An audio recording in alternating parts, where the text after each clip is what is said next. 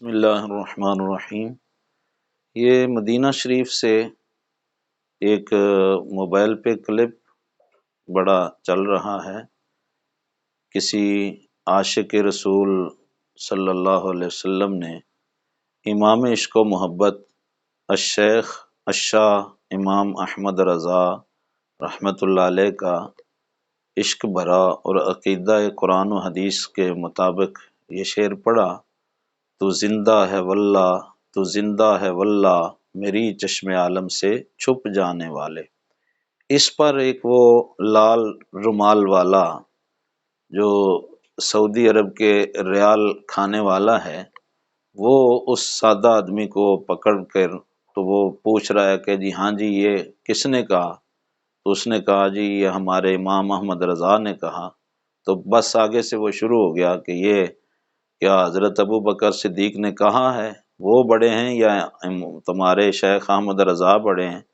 حضرت ابو بکر صدیق نے کہا ہے تو زندہ ہے واللہ، تو زندہ ہے واللہ، یا حضرت عمر نے کہا ہے، یا حضرت امام ابو حنیفہ نے کہا ہے، یا حضرت امام بخاری نے کہا۔ اس طرح سے اس نے کافی بڑے بزرگوں کے نام لیے ہیں، اور وہ کہہ رہا ہے وہ بیچارہ سادہ سا مسلمان ہے عشق والا، تو چونکہ اس کے پاس اتنا علم نہیں ہے تو اس لیے وہ اس کو صحیح جواب نہیں دے پایا۔ تو بات یہ ہے کہ یہ بے توفیقے ہیں یہ لوگ، یہ اسی بات کی تنخواہ لیتے ہیں کہ عامت المسلمین کو بدعتی اور مشرک قرار دیا جائے، انہیں چند ریال اسی بات کے ملتے ہیں۔ اس سے کوئی پوچھے کہ تیرے اندر عقل نہیں ہے کیا؟ حضرت صدیق اکبر کے زمانے میں کوئی نبی علیہ الصلوۃ والسلام کی حیات کا منکر تھا جیسے تم آج دلیلیں بناتے پھرتے ہو؟ ان کو ضرورت نہیں تھی اس بات کی۔ نہ سیدنا صدیق اکبر رضی اللہ تعالیٰ عنہ کے زمانہ میں، صحابہ کرام، تابعین، تبع تابعین کے زمانہ میں، امام ابو حنیفہ کے زمانہ میں، امام بخاری کے زمانہ میں کوئی اس طرح کا گستاخ نہیں تھا جو نبی علیہ السلام کے لیے یہ عقیدہ رکھتا ہو جو تم رکھتے ہو۔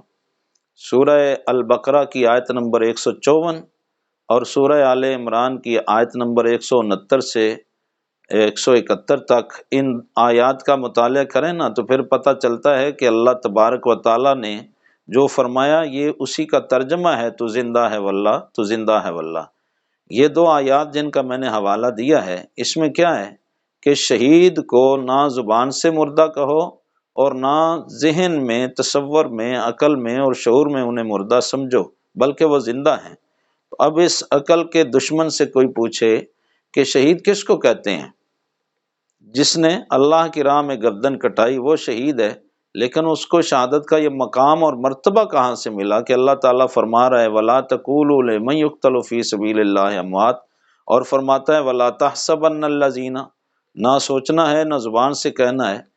تو جس نبی کا کلمہ پڑھ کر شہید کو یہ ہمیشہ کی زندگی ملی ہے، جس کا اللہ تعالیٰ قرآن شریف میں ذکر فرما رہا ہے، جب ایک شہید ہے، امتی ہے، اس کی یہ شان ہے کہ نبی کا کلمہ پڑھنے کی وجہ سے وہ ہمیشہ کے لیے زندہ ہے، تو جس نبی کا کلمہ پڑھا ہے وہ اپنی قبر میں زندہ نہیں ہے۔ یہ امتی کی شان بڑی ہے یا نبی کی شان بڑی ہے؟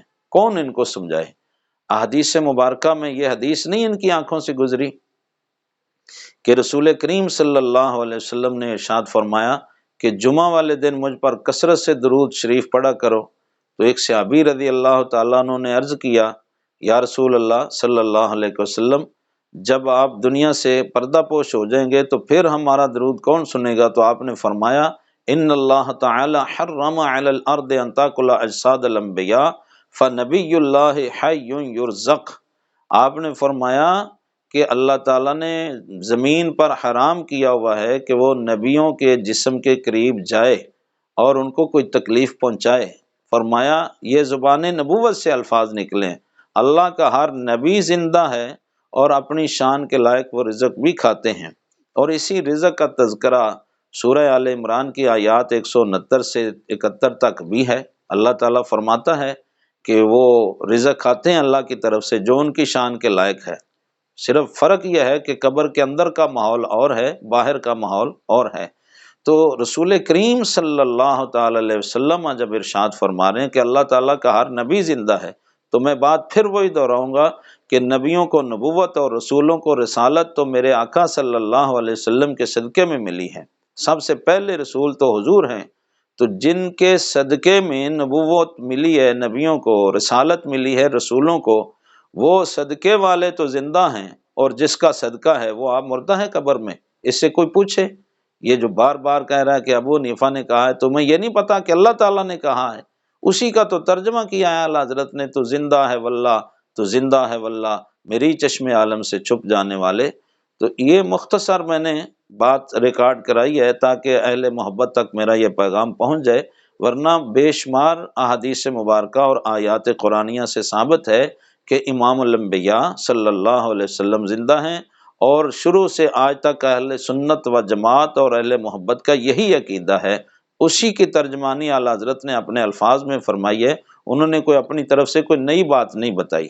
قرآن شریف کی عنایات اور فرامین نبوت کا ترجمہ ہے تو زندہ ہے واللہ، تو زندہ ہے واللہ۔